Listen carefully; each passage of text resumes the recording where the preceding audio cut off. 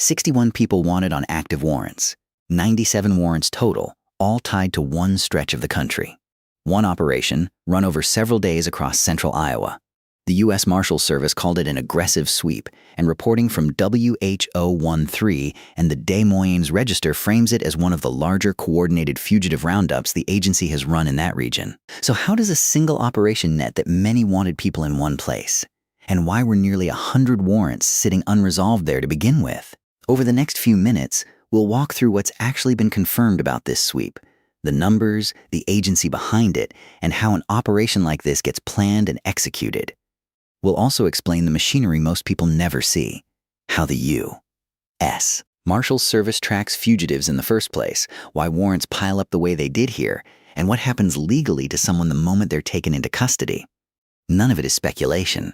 Where the record is thin, we'll say so plainly instead of filling the gaps for you. Here's what's actually been reported. The U.S. Marshals Service ran a multi-day fugitive sweep across central Iowa. By the end of it, 61 people wanted on active warrants had been arrested. Marshals say the operation was connected to a broader pool of 97 outstanding warrants across the region, meaning the 61 arrests represent a majority, but not all, of the warrants marshals were working to clear. WHO13 and the Des Moines Register, which covered the operation, both called it an aggressive, coordinated push and described it as one of the larger sweeps the agency has conducted in that part of the state. That's the confirmed core of the story. An agency, a region, a warrant count, an arrest count, a multi-day timeline. Everything else, the identities of most of those arrested, the specific charges tied to each warrant, the exact tactics used case by case, hasn't been detailed in the public reporting we're drawing from. We're not going to invent it. I spent a while looking into how sweeps like this typically get built because the number 97 is what actually explains the story. Warrants don't appear all at once. They build up, one missed court date here, one skipped probation check there, until a jurisdiction is sitting on dozens of names nobody has caught up with. A sweep like the one in central Iowa usually isn't a single dramatic raid. It's closer to a clearing operation, a fixed window where an agency puts extra resources against a backlog that's been building for months. To understand why the marshals were running it, it helps to know what the agency actually is.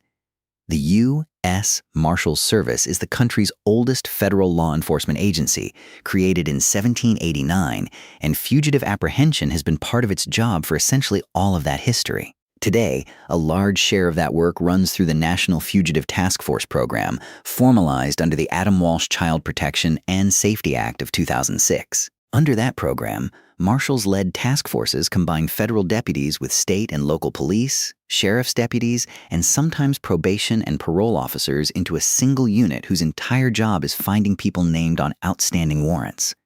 One thing worth naming here, because it applies to almost every fugitive sweep and probably shaped this one too, warrants go cold. Someone wanted on a warrant from 6 months or a year ago has often moved, changed phones, or just blended back into daily life. Task forces typically spend the run-up to a sweep re-verifying addresses, cross-checking utility and vehicle records, and re-establishing where a name on a list actually is before an arrest team ever knocks on a door. It's slow, unglamorous work, and it's why a multi-day operation can quietly represent weeks of preparation compressed into the days reporters actually cover. We don't know the specific preparation timeline for the Iowa sweep. That hasn't been made public. But this is generally how the model works. The warrants task forces clear this way usually fall into a handful of categories.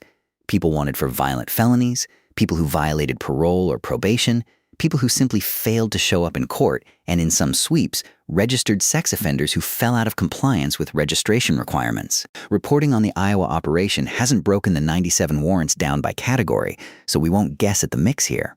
What we can say, in general, is that marshals-led sweeps tend to prioritize violent and high-risk warrants first, then work down the list as resources allow, which lines up with an operation large enough to be called aggressive, clearing a majority, but not all, of the warrants on the board. That's the mechanics of how a sweep gets built. What people rarely think about is what happens the moment an arrest is actually made. And that part matters just as much to this story. Every one of the 61 people taken into custody in this sweep is, at this point, exactly that, taken into custody on a warrant, not convicted of anything new.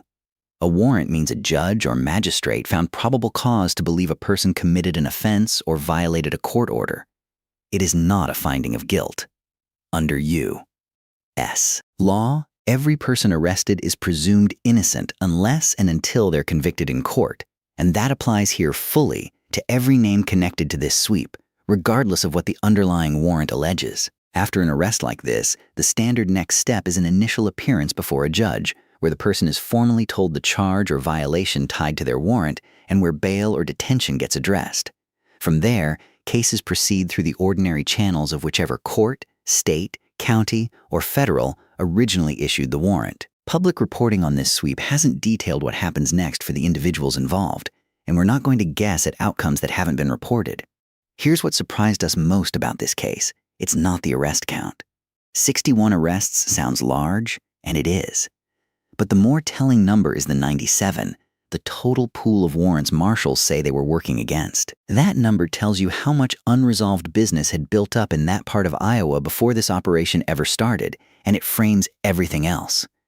What this tells us more broadly is something about how fugitive enforcement actually works in this country.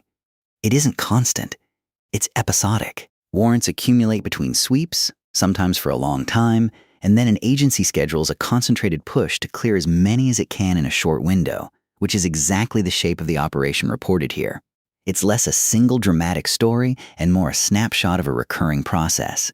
Here's the take that'll probably get us some pushback. A sweep that clears 61 out of 97 warrants is a genuinely strong result for a single coordinated operation. But the fact that 97 warrants had piled up in one region in the first place might be the bigger story, and it's the part that gets the least attention. Headlines tend to focus on the arrest number because it's the satisfying part. The backlog number is the uncomfortable part, and it's usually the one worth asking more questions about. So here's a question worth sitting with. When you see a headline like 61 arrested, does that read to you as law enforcement succeeding, or as a warning sign about how much had gone unaddressed before anyone stepped in? There's a real argument either way, and it probably depends on what you think a healthy baseline for outstanding local warrants should even look like. One detail that stuck with me while researching how these programs work: task forces like the one behind this kind of sweep don't just chase names off a list one at a time. A lot of the actual work is logistical, coordinating dozens of officers across multiple agencies, deconflicting addresses so two different teams don't show up at the same house, and sequencing arrests so higher-risk warrants get executed first while lower-risk ones are handled later.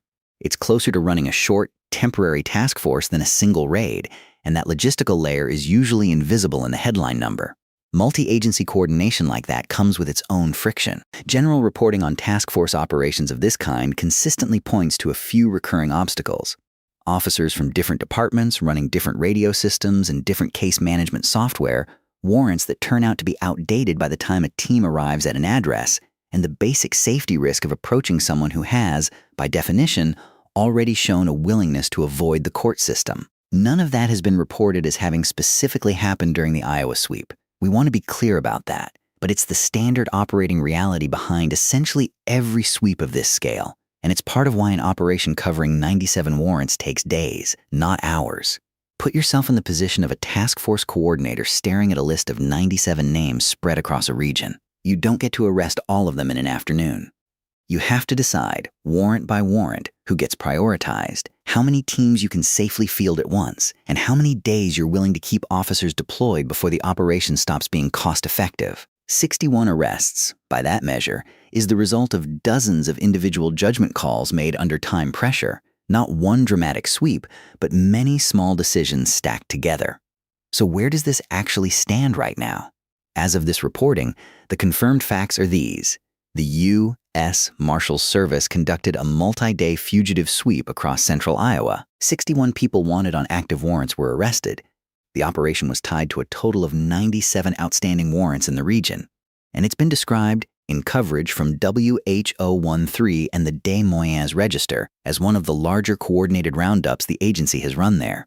Every individual arrested in connection with this sweep is presumed innocent of whatever the underlying warrant alleges, unless and until a court finds otherwise. We don't have confirmed identities for most of those taken into custody. We don't have a category breakdown of the 97 warrants, and we don't have details on what happens next for any specific case.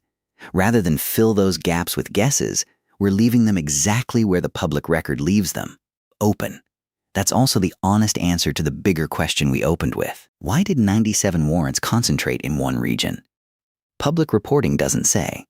Whether it reflects population size, local court backlogs, a particular category of offense being prioritized, or something else entirely simply hasn't been detailed. If more specifics get published by the Marshal's Service or local outlets, that's the piece that would actually explain the why behind this operation, not just the what.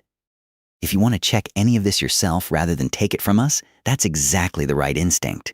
Go straight to the primary sources. And if a story like this makes you want to understand how federal fugitive operations connect to the courts that issue the warrants in the first place, that's worth digging into next, because the warrant side of this story is where a lot of the real complexity actually lives.